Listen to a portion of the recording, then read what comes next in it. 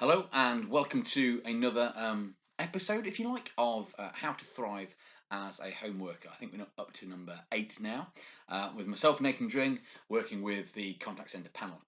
And throughout the series of the last 7 little videos, we've been looking at how can you, as a leader or as a member of a team, really thrive during what might feel like a slightly difficult time or an unusual time, or just certainly something that is a little bit out of the ordinary, either in terms of your working practice or just everything else that's going on.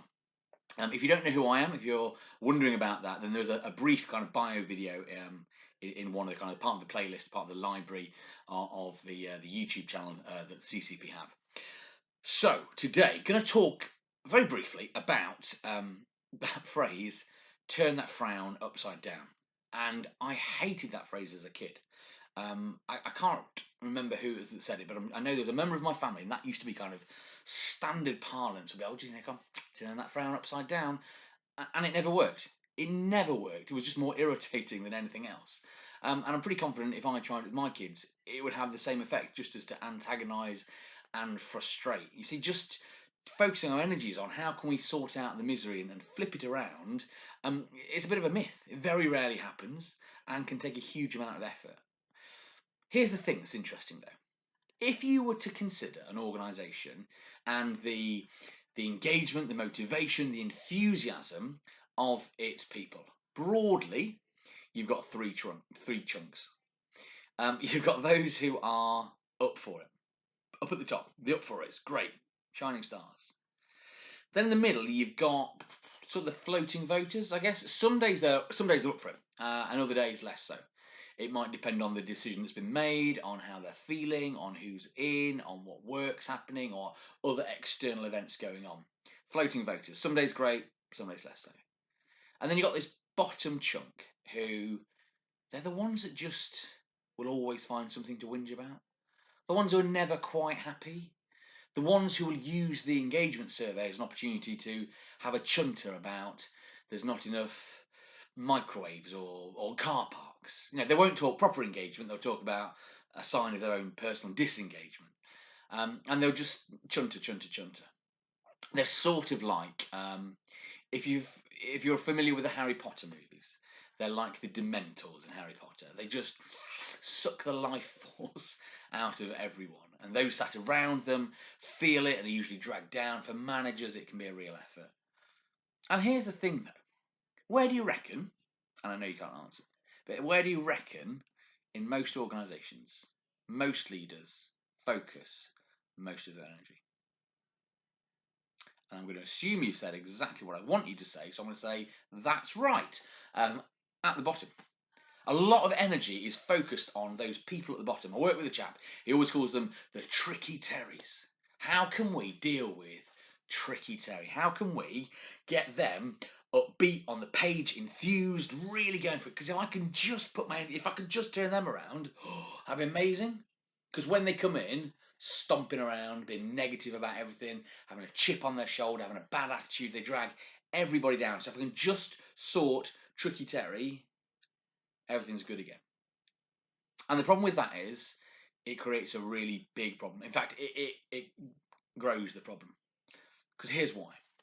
If you're focusing all your energy at the bottom in the Dementors and the tricky Terrys, those that are up for it, your shining stars, who are really buzzing and giving it their all and coming up with ideas and discretionary effort and really trying, after a while, they notice that they get very little support, very little encouragement, very little time can be invested into them, very little recognition, because actually most of the manager effort is drawn down to the bottom. So what happens to those shining stars? They just go, and they start to lose their mojo, and they drop, until eventually they drop into your middle bucket, into your floating voters. Some days they're still great, and you see the old version of them. But other days they're just a bit off the pace, not quite there.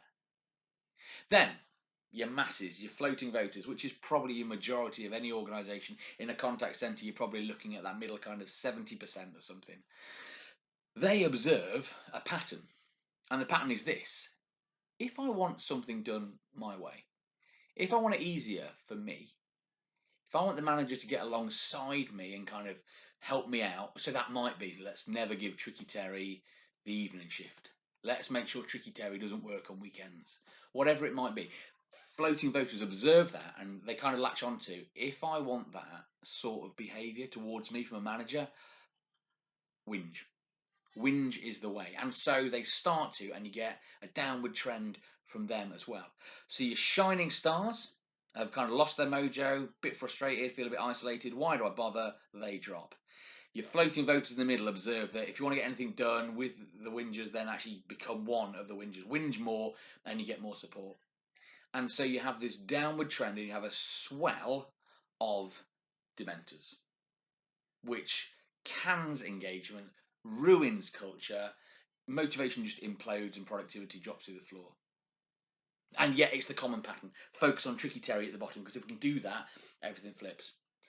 Well, actually, what I'd like to suggest is a really simple reversal of that, which for some people will take an intentional decision to change.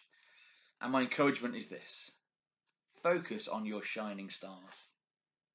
Reward, encourage, enthuse, get alongside, give them opportunities, drive them. The more, if you invest the energy that would have gone into Tricky Terries, if you invest that into your shining stars, you will get far, far more return on that investment of energy. And then what happens is the floating voters in the middle start to see that and think, that actually looks like a pretty good place to be.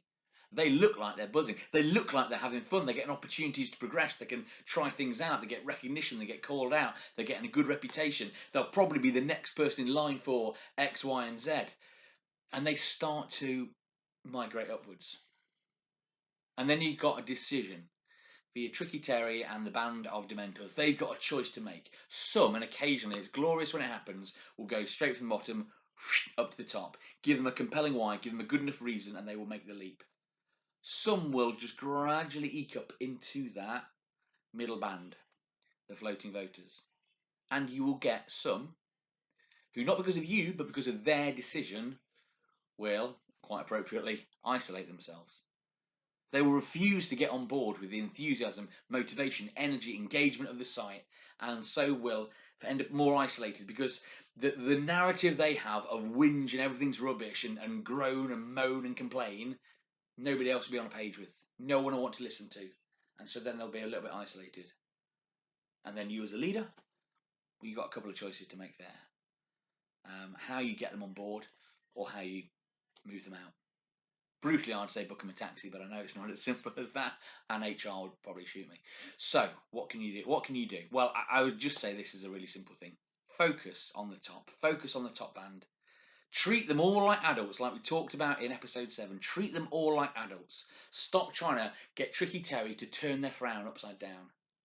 And see the trend upward as people start to see, well, actually, there's a real reason to get on board with this. There's a real reason why it's good to be enthused and motivated and energized. And as a leader, support and encourage that.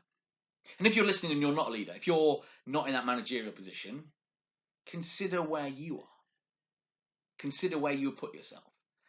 And let's be clear, you're putting yourself there. That's not a my leader makes me that. So you've decided to be there. And if you're not where you want to be, then have a think. Maybe have a think with a peer. Maybe have a chat with a coach or a mentor. Or maybe have a chat with your boss and go, I think recently I've been a bit down here and I want to move. And that will be music to their ears, because the more people we can get up the chain, the more people we can get in that top bracket and in the positively floating voters, the greater the productivity.